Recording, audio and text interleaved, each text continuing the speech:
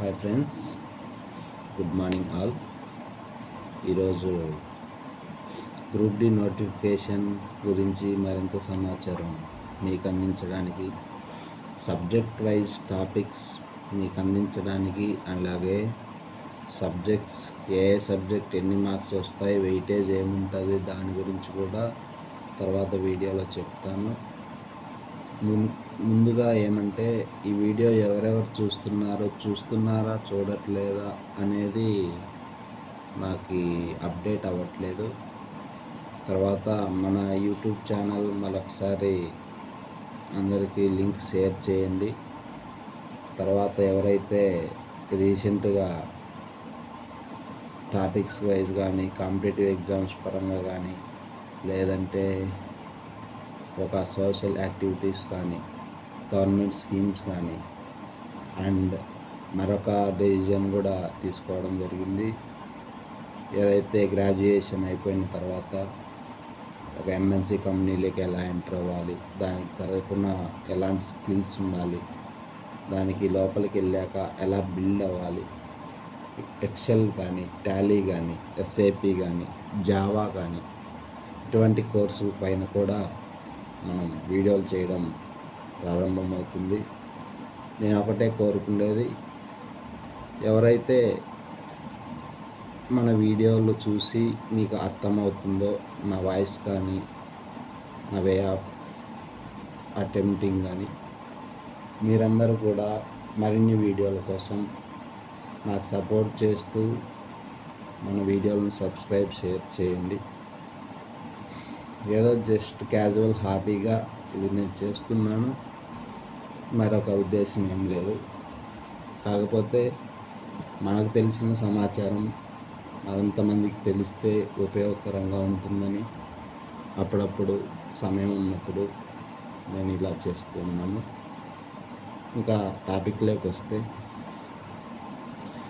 Group D syllabus అనేది and group డిలో ఏమేమి subjects ఉంటాయి అని తీసుకుంటే, జనరల్ సైన్స్ అనేది 25 మార్క్స్కి ఉంటుంది. మ్యాథ్స్ అంటే ప్యూర్ మ్యాథ్స్ ఉంటుంది, అర్థమెటిక్ ఉంటుంది. ప్యూర్ మ్యాథ్స్ అండ్ అర్థమెటిక్ కలిపి 25 మార్కులకి ఉంటుంది. తర్వాత reasoning, general intelligence and reasoning, ఇది 30 మార్క్స్కి ఉంటుంది. ఇంకా current affairs, general awareness, start GK, ఇవన్నీ కలిపి 20 మార్క్స్కి వస్తుంది. ఇది RRB group D syllabus wise and A subject ఎన్ని మార్క్స్కి వస్తుంది అనే సమాచారం, ఇంకా ఏ సబ్జెక్ట్లో ఏ టాపిక్ ఎంత వెయిటేజ్ ఉంటుంది అని కూడా నెక్స్ట్ వీడియోలో చెప్తాను. ఈరోజైతే రీజనింగ్లో ఒక టాపిక్ మీతో డిస్కస్ చేయాలని మీ ముందుకు వచ్చాను.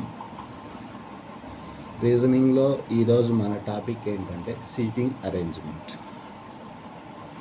సీటింగ్ అరేంజ్మెంట్ అనేది 2-3 మార్క్స్ వెయిటేజ్ ఉంటుంది. ఈ సీటింగ్ అరేంజ్మెంట్ రీజనింగ్లో ఎలా ఉంటుందంటే, some of the members sitting in a row linear arrangement, circular arrangement and linear అరేంజ్మెంట్లో some of facing north, some are facing south, and circular అరేంజ్మెంట్లో some of sitting outside the centre and some of the sitting inside the centre. Like this మనకి sitting arrangement అనేది 4 types ఉంటుంది. ఒకటి linear arrangement, 2 circular arrangement. ఇంకేదైనా seating arrangement మీద update వస్తే నేను ఖచ్చితంగా మీకు ఇన్ఫామ్ చేస్తాను. తర్వాత ఈరోజు సీటింగ్ అరేంజ్మెంట్, లీనియర్ అరేంజ్మెంట్లో మనం ఒక ప్రాబ్లం చేద్దాం. అదేంటంటే, క్వశ్చన్ ఏంటంటే, 7 persons సిట్టింగ్ ఇన్ ఏ రో ఫేసింగ్ నార్త్. యాక్చువల్గా ఫేసింగ్ నార్త్ అంటే యారో మార్క్ తీసుకుంటాం పైకి. మనకేదైతే లెఫ్ట్ ఉంటుందో అది ఆ పర్సన్కి లెఫ్ట్ అవుతుంది, మనకేదైతే రైట్ ఉంటుందో ఆ పర్సన్కి రైట్ ఉంటుంది. ఫేసింగ్ సౌత్ అన్నప్పుడు ఆపోజిట్, మనకేదైతే లెఫ్ట్ ఉంటుందో ఆ పర్సన్కి రైట్ అవుతుంది, మనకి ఏదైతే రైట్ ఉంటుందో ఆ పర్సన్కి లెఫ్ట్ అవుతుంది. ఈ విధంగా ఈరోజు మనం ఒక ప్రాబ్లం తీసుకొని చేస్తే ఫస్ట్ ప్రాబ్లం క్వశ్చన్ ఏంటంటే 7 persons sitting in a row facing north. First point is P is the left hand person. All persons are facing to north. మీరు ఈ క్వశ్చన్ని నోట్ చేయాలనుకుంటే నోట్ కూడా చేసుకోండి. Q is the second left of S. R is the third left of U. Q is the second left of S. P is the second left of T. Adjacent persons of T are facing same direction. ఇది మనకు question. ఈ క్వశ్చన్లో మనం ఏం solve చేస్తాం అనేది చూద్దాం. యాక్చువల్గా లీనియర్ అరేంజ్మెంట్ అంటే చెప్పినట్టుగా ఒక 7 పర్సన్స్ని తీసుకుంటాం. అలాగే వాడిచ్చిన ఇన్ఫర్మేషన్ బట్టి మనం ప్రాబ్లం సాల్వ్ చేసుకుంటా పోతాం. ఇంకో విషయం ఏంటంటే రీసెంట్గా గవర్నమెంట్ యాక్టివిటీస్లో మన నారా లోకేష్ గారు వాట్సాప్ యాప్ రూపొందించారు. గవర్నమెంట్ అప్డేట్స్ ఏదైనా ప్రాబ్లమ్స్ ఏదైనా సాల్వ్ చేయాలనుకుంటే దాన్ని ఎప్పుడు అవైలబిలిటీగా ఉంటుంది. ఎందుకంటే ప్రతి ఒక్కరికి వాట్సాప్ ఉంది. ఈ విధమైనటువంటి ఆలోచన రావడం ఐటీ మినిస్టర్గా అతనికి మన తరపున అభినందనలు. అండ్ అందరికీ హెల్ప్ఫుల్ అవ్వాలని ఈ వాట్సాప్ యాప్ కోరుకుంటున్నాను.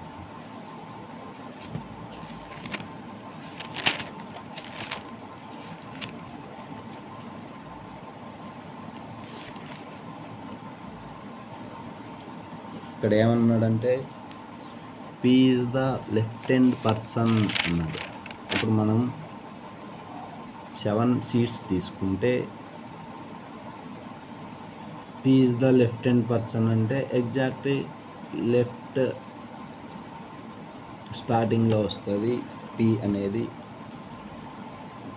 ఆల్ ఫేసింగ్ ఆర్ నార్త్ అని ఇచ్చాడు. Q is the second left of S అన్నాడు, కానీ S పొజిషన్ మనకు చెప్పలేదు. Q is the second left of S. R is the third left of U. ఇది కూడా U పరిస్థితి మనకి చెప్పలేదు. కాబట్టి ఫస్ట్ ఏం చేసుకుందామంటే ఆ అరేంజ్మెంట్ అనేది సైడ్ రఫ్గా రాసుకుంటాం.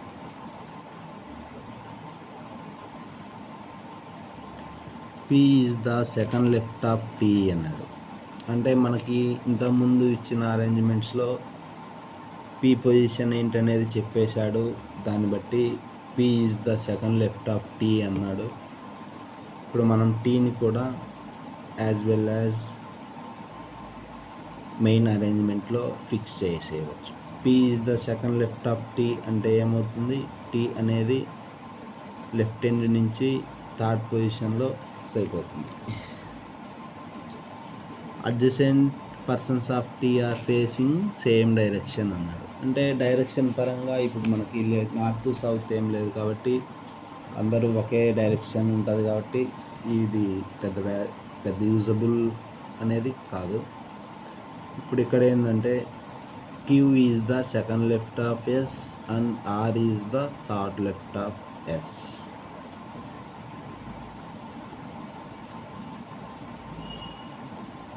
సో ఈ అరేంజ్మెంట్ తీసుకుంటే Q is the second left of S అని వచ్చినప్పుడు R is the third left of S అని వచ్చినప్పుడు R అనేది Qకి ఇమ్మీడియట్ లెఫ్ట్ అనేది వస్తుంది. అప్పుడు ఎగ్జాక్ట్గా S అనేది రైట్ సైడ్ రైట్ హ్యాండ్ వస్తుంది. సిట్టింగ్ ప్లేస్మెంట్లో రైట్ సైడ్ వస్తుంది. ఇప్పుడు అలా తీసుకుంటే R అనేది ఇమ్మీడియట్ రైట్ ఆఫ్ T వస్తుంది.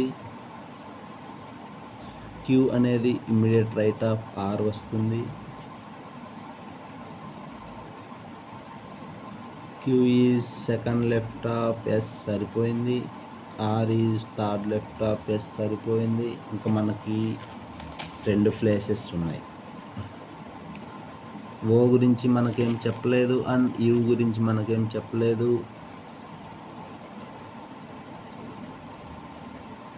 Are is third left of U అన్నాడు.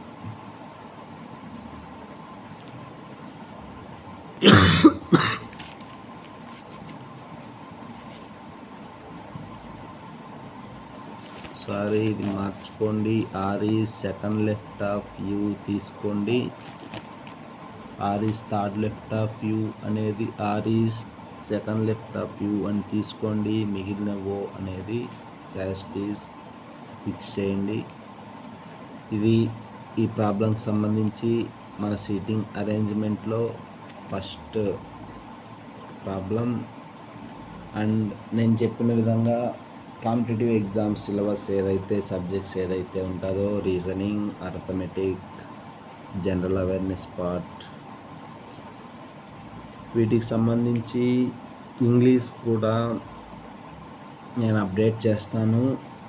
ఏవైతే గ్రూప్ డికి సంబంధించిన టాపిక్స్ ఉన్నాయో ఆ టాపిక్స్ అన్నీ కూడా అప్డేట్ చేయడానికి ప్రయత్నిస్తాను.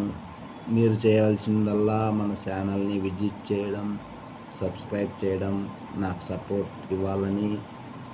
Actually teaching is my passion, so that's why నేను ఈ డెసిజన్ తీసుకోవడం అయింది. వీడియోస్, యూట్యూబ్ ఛానల్ స్టార్ట్ చేయడం అయింది. దీనికి ఇంకో విషయం ఏంటంటే గవర్నమెంట్ యాక్టివిటీస్ స్కీమ్స్ ఏవైతే ఉన్నాయో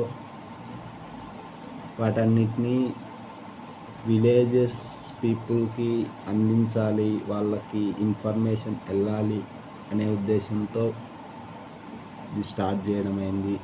ఈ ఛానల్ స్టార్ట్ చేయడానికి 2 కారణాలు. ఒకటి సిలబస్ పరంగా అండ్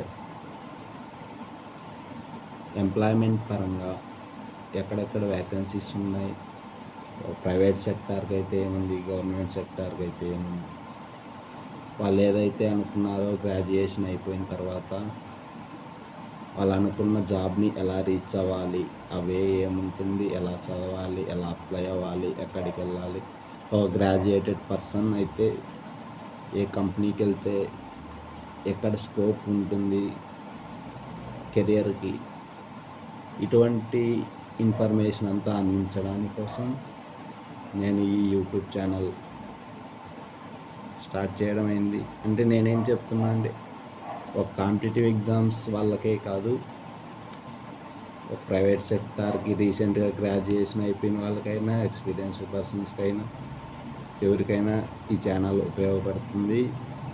తర్వాత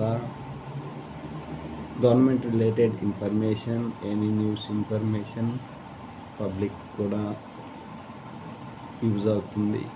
సో అందరికీ ఉపయోగపడే విధంగా మన యూట్యూబ్ ఛానల్ స్టార్ట్ చేయడం అయింది. బట్ ప్రమోషన్స్ కోసం అయితే కాదు, సిన్సియర్గా మీకు నా ఇన్ఫర్మేషన్ వాల్యుబుల్ అనిపిస్తే like, share, subscribe. Thank you and have a nice day.